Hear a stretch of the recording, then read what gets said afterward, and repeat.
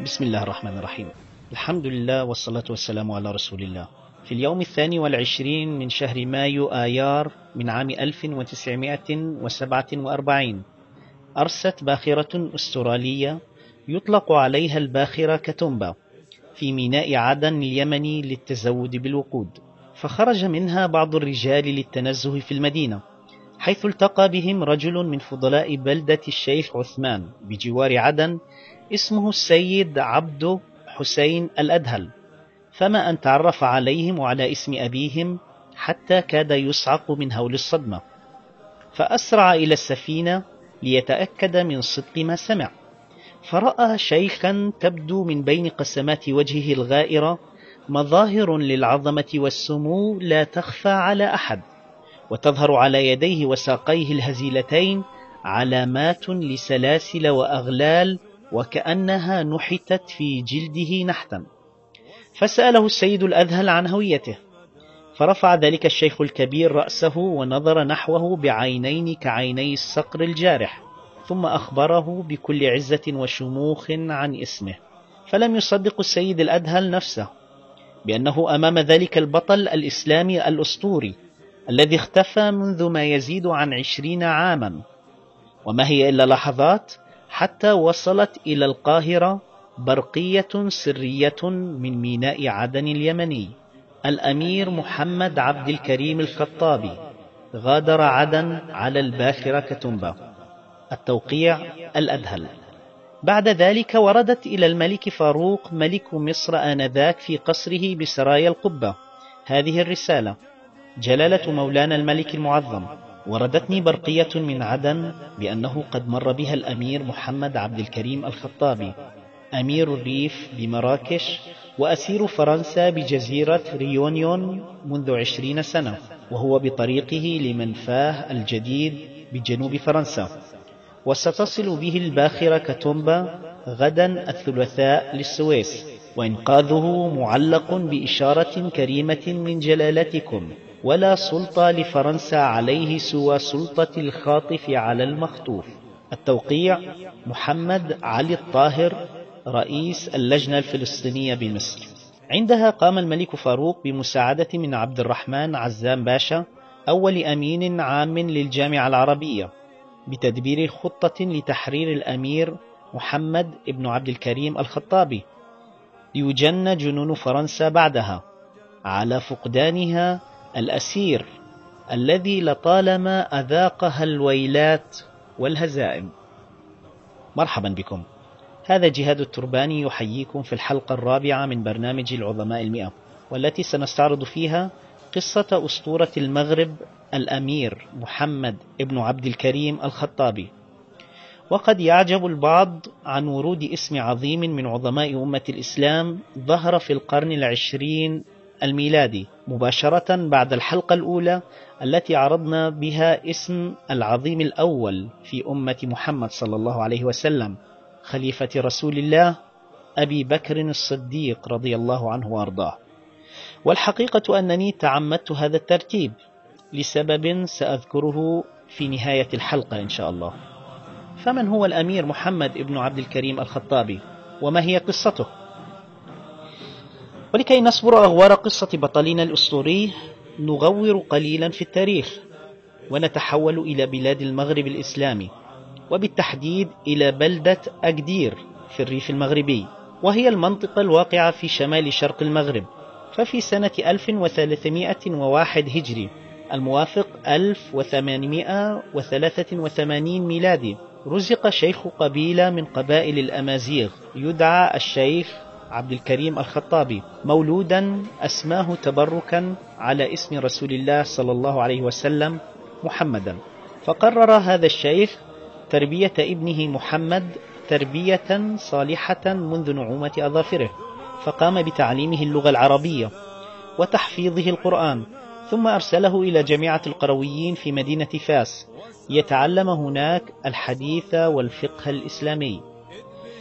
في ذلك الوقت كانت المغرب تمر بظروف صعبة للغاية، فلقد أدركت الدول الاستخرابية التي يطلق عليها عن طريق الخطأ الدول الاستعمارية أدركت هذه الدول الاستخرابية أن بلاد المغرب الإسلامي تعتبر بمثابة مصنع للأبطال عبر التاريخ، فمنها خرج مجاهدو دولة المرابطين إلى الأندلس، ومنها أبحرت قوات دولة الموحدين إلى أوروبا، وقبلها أخرجت هذه الأرض الجيوش الإسلامية إلى الأندلس. فلا بد إذن من إنهاء هذا الخطر الإسلامي المستمر. فعقدت تلك الدول مؤتمر الجزيرة الخضراء عام 1906 بمشاركة 12 دولة، ولأول مرة في التاريخ يظهر ضمن الاتفاقيات الدولية اسم الولايات المتحدة الأمريكية، لتكسر بذلك أمريكا مبدأ قطعته على نفسها بعدم التدخل الأمريكي في السياسات الدولية. هذا المبدأ أسمته بمبدأ مونرو. كل هذه الدول اجتمعت من أجل المغرب، اجتمعت من أجل إنهاء هذا الكابوس الإسلامي المستمر إلى الأبد.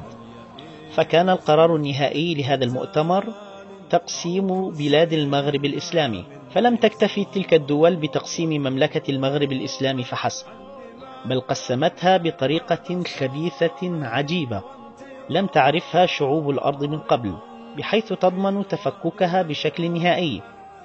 فأخذت فرنسا القسم الجنوبي من مملكة المغرب لتنفصل فيما بعد موريتانيا عن مملكة المغرب الكبرى، ثم أخذت إسبانيا القسم الذي يليه من الشمال وأسمته الصحراء الغربية، ثم مرة أخرى فرنسا إلى الشمال من الصحراء وهي منطقة وسط المغرب الحالي، ثم إسبانيا إلى الشمال أيضا من الساحل الشمالي للمغرب وهي منطقة الريف المغربي. وبين هذا وذاك احتلت ألمانيا وبريطانيا مدنا هنا وأخرى هناك، وظن الجميع أنهم بذلك أنهوا الوجود الإسلامي في بلاد المغرب للأبد. ولكن الشيخ عبد الكريم الخطابي وابنه محمد كان لهما رأي آخر، فبدأ بتجميع القبائل المتناحرة على راية الإسلام الواحدة ومراسلة الخليفة العثماني في عاصمة الخلافة. عندها قتل الأسبان الشيخ المجاهد عبد الكريم الخطابي رحمه الله، فكون ابنه الأمير محمد ابن عبد الكريم الخطابي من رجال قبائل الريف المغربي جيشا من 3000 مقاتل فقط ليقاوم به الغزاة، قبل أن يبتكر الأمير الخطابي فنا جديدا من فنون القتال العسكري كان هو أول من استخدمه في التاريخ، أطلق عليه اسم حرب العصابات. وقد استخدم ثوار العالم بعده ذلك الفن العسكري القائم على فنون المباغتة والكر والفر. ولم يكتفي الخطابي بذلك، بل قام أيضا بابتكار نظام آخر في المقاومة. اعترف الزعيم الفيتنامي هوشيمين أنه اقتبسه من الأمير الخطابي في قتال الفيتناميين الأمريكيين بعد ذلك بسنوات، وهو نفس النظام الذي طوره رجال فلسطين في غزة بعد ذلك. هذا النظام هو نظام حفر الخنادق الممتدة تحت الأرض حتى ثكنات العدو. فقام بذلك البطل الإسلامي الخطابي بتلقين الجيش الإسباني درسا في فنون القتال. ولما تضاعفت خسائر الإسبان في الريف الإسلامي، قام ملك إسبانيا بإرسال جيش كامل من مدريد تحت قيادة صديقه الجنرال سيلفستري، والتقى الجمعان في معركة أنوال الخالدة.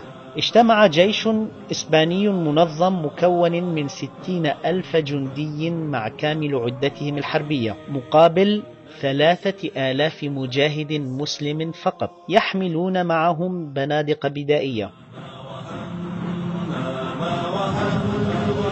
نحن أحمد المثنى في طريق المجد سرت، اسألوا التاريخ عنا.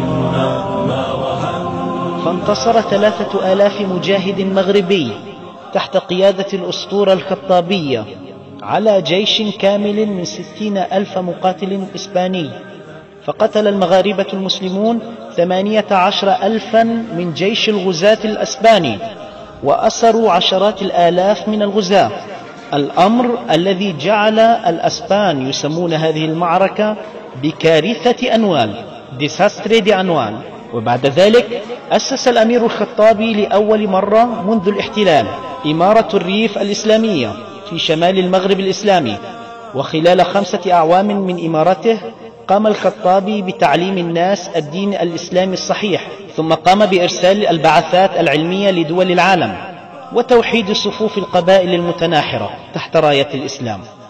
وكما هو متوقع بعد كل صحوة إسلامية اجتمعت دول الصليب مرة أخرى لكي يقاتلوا الأمير محمد بن عبد الكريم الخطابي.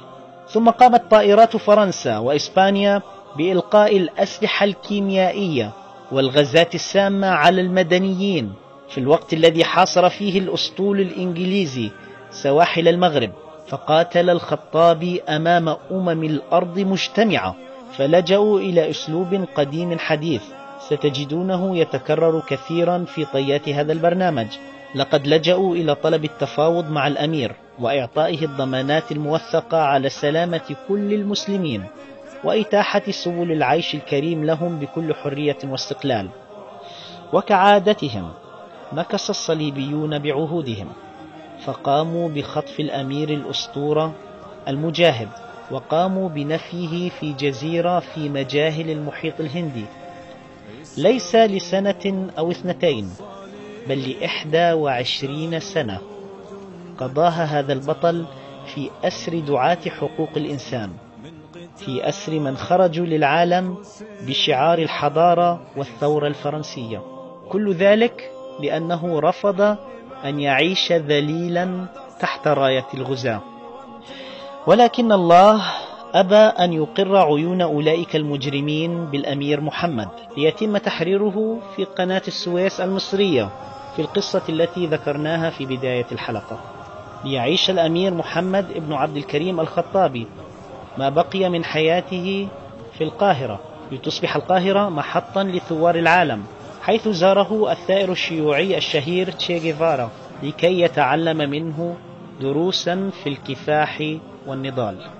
وبغض النظر عن مدى عظمة هذا البطل المغوار، فإن ذكره في مقدمة الكتاب يأتي ردا على أولئك المساكين الذين إذا طلبت منهم الاقتداء ببطولات الصحابة وتضحياتهم تحججوا بحجة واهية، ألا وهي أننا لسنا في زمن الأنبياء والصحابة.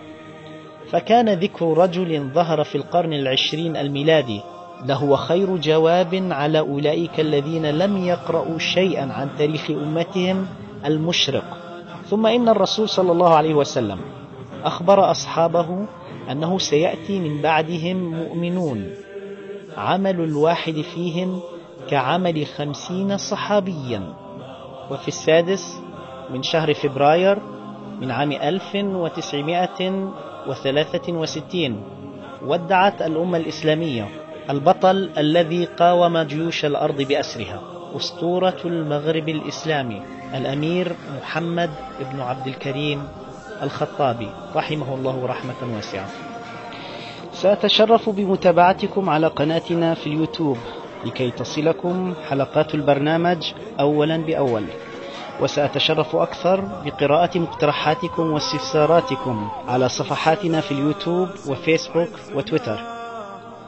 تابعوا معي الحلقة القادمة لكي نفهم كيف بدأت قصة الاستخراب الفرنسي في دول المغرب الإسلامي، مع قصة عظيم جديد من العظماء 100 ظهر في بلاد الجزائر فغير من مجرى التاريخ. كونوا في الموعد. السلام عليكم ورحمة الله وبركاته.